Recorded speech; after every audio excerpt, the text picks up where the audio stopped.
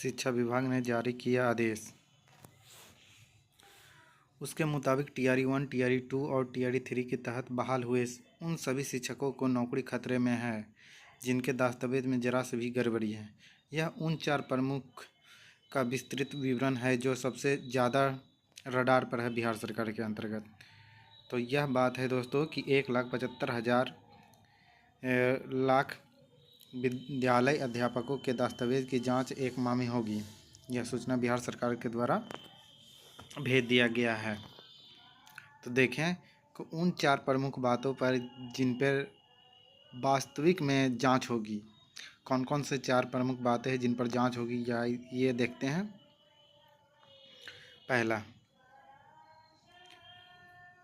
पहला है फर्जी निवास प्रमाण पत्र। फर्जी निवास प्रमाण पत्र क्या कार्रवाई होने वाली है। फर्जी निवास प्रमाण पत्र जिन्होंने बनवाकर ज्वाइनिंग लिया होगा, अब इन निवास प्रमाण पत्र को बहुत गहराई से जांच सबसे ज़्यादा खतरा है। न्यूज़ रिपोर्ट के मुताबिक साफ लिखा है कि टीआरई 1, टीआरई 2 में कई बाहरी अभ्यर्थियों ने बिहार का निवास प्रमाण पत्र बनवा भी लिया है और नियुक्ति प्रमाण पत्र का भी ले लिया है।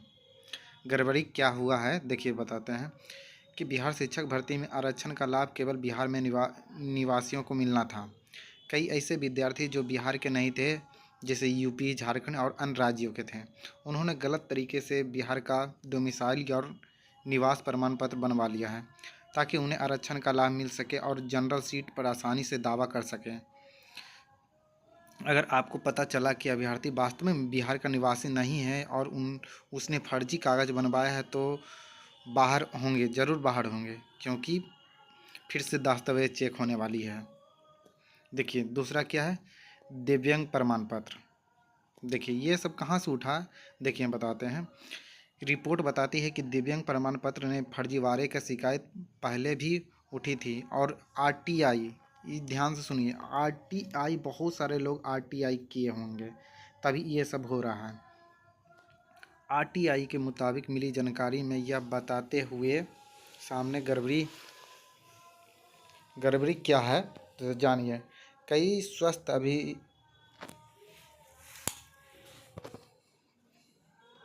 स्वस्थ अभ्यर्थियों ने भी सरकारी डॉक्टरों या किसी गिरोह के मदद से 40% या उससे अधिक का फर्जी दिव्यांग सर्टिफिकेट बनवा लिए थे। हाँ, ये तो पता है कि कितना कितना रुपया में बन रहा था, ये हम नहीं बता सकते हैं, लेकिन सबको पता है कि 40% दिव्यांग सर्टिफिकेट बन रहा था। फर्जीवाड़े दिव्यांग सर्टिफिकेट बनवा लिया ताकि कम कट ऑफ पर नौकरी मिल सके। हाँ, ये तो हुआ था। करवाइए ऐसे चीज़ों को का सर्टिफिकेट या फिर से मेडिकल बोर्ड द्वारा जांच करवाई जा सकती है।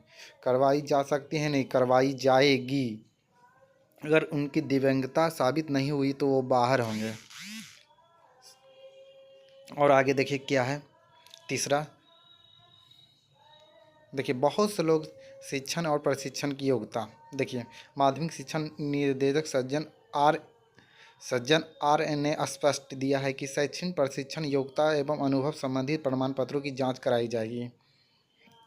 इनमें वो लोग फंसेंगे जिनके पास फर्जी डिग्री होंगे, जिन्होंने किसी ऐसे यूनिवर्सिटी या बीएड या डीएलएड की डिग्री ली है जो मान्यता प्राप्त नहीं था, या डिग्री जाली फेंक है। कट ऑफ डेटा का उल्लंघन है। कई बार अभ्यर्थियों की डिग्री नोटिफिकेशन का कट ऑफ तारीख के बाद पूरी हुई है। जैसे नोटिफिकेशन आ गया था, उसके बाद उसका सर्टिफिकेट आया है, तो वो बता रहा है कि नहीं, नोटिफिकेशन से पहले मेरा सर्टिफिकेट या आप पास कर चुके हैं, वो नोटिफिकेशन के बाद पास किए होंगे, वो निकाले जाएंगे। फिर गलत मार्क्स, जिन्होंने फॉर्म भरते समय ज़्यादा नंबर दिखाए होंगे लेकिन असली सर्टिफिकेट में कम नंबर हुए। ये तो खैर वैसा बात नहीं है कम नंबर ज़्यादा नंबर वाला, लेकिन वो जो डीएलएड डिग्री जो गलत से लिए होंगे उनका फर्जी होगा, वो तो निकले ही जाएंगे। आगे देखिए क्या है, अनुभव प्रमाण पत्र। ये अनुभव प्रमाण पत्र यह विशेष रूप से उन पोस्ट के लिए लागू होता है जहां अनुभव अनिवार्य था, जैसे प्रधानाध्यापक, विशिष्ट विशेष शिक्षक। क्लैंपिंग में अनुभव संबंधित दस्तावेज की जांच की भी जिक्र है। गड़बड़ी, कई बार लोग प्राइवेट स्कूलों का फर्जी अनुभव प्रमाण पत्र बनवा लेते हैं। हाँ, अगर जांच में वह स्कूल फर्जी निकला, यानी वो स्कूल ही नहीं है जहाँ से आपका अनुभव सर्टिफिकेट बना है, वहाँ पढ़ाने का रिकॉर्ड ही नहीं मिला। अगर आप कहीं सरकारी स्कूल में पढ़ाए होंगे, है ही नहीं, लेकिन वहाँ से आपको सर्टिफिकेट मिल गया होगा, लेकिन वहाँ पर जब जाने के बाद पता चलेगा कि आप वहाँ पर पढ़ाई हैं नहीं, तो उसमें भी आपका नौकरी जाने का खतरा है। देखिए सज़ा क्या मिलेगी, सज़ा सिर्फ नौकरी जाना नहीं रहेगा, बल्कि वेतन वसूला जाएगा। सबसे महत्वपूर्ण और डरावने वाली बात पॉइंट यह है कि न्यूज़पेपर में साफ लिखा है, अगर प्रमाण पत्र जाली या गलत पाए गए हैं तो नियुक्ति रद्द होगी। अब तक सरकार ने जितने भी वेतन दिए हैं उसकी वसूली की जाएगी। और तेरी के जितने भी किया जाएगी वो भी वसूली की जाए। Bihar and Orissa public demand recovery act के तहत सख्ती की जाएगी, जैसे बैंक के लोन वसूला जाता है। आप समझ लीजिए, जो गड़बड़ किए होंगे उनको तो क्या कहें, उनको तो हर हाल में भुगतना ही पड़ेगा। अब देखिए इन सबों का निष्कर्ष यह निकलता है कि विभाग ने सभी जिलों में पदाधिकारी डीओ को यह 1 महीने के समय दिया है। इसमें 1 महीने के अंदर 1,75,000 शिक्षकों की फाइलें को दोबारा चेक किया जाएगा। अगर आपने ईमानदारी से एग्ज़ाम दिए होंगे, सारे पेपर असली हैं, तो डरने की बात नहीं है। अगर आप ईमानदारी से ज्वाइनिंग किए हों, इसमें क्या बात है, कोई डरने वाली बात नहीं। लेकिन अगर आपने फर्जीवाड़ा किसी चीज़ में किए होंगे तो आपको बख्शा नहीं जाएगा। उसके लिए यह महीना भारी पड़ने वाला है। थैंक यू दोस्तों।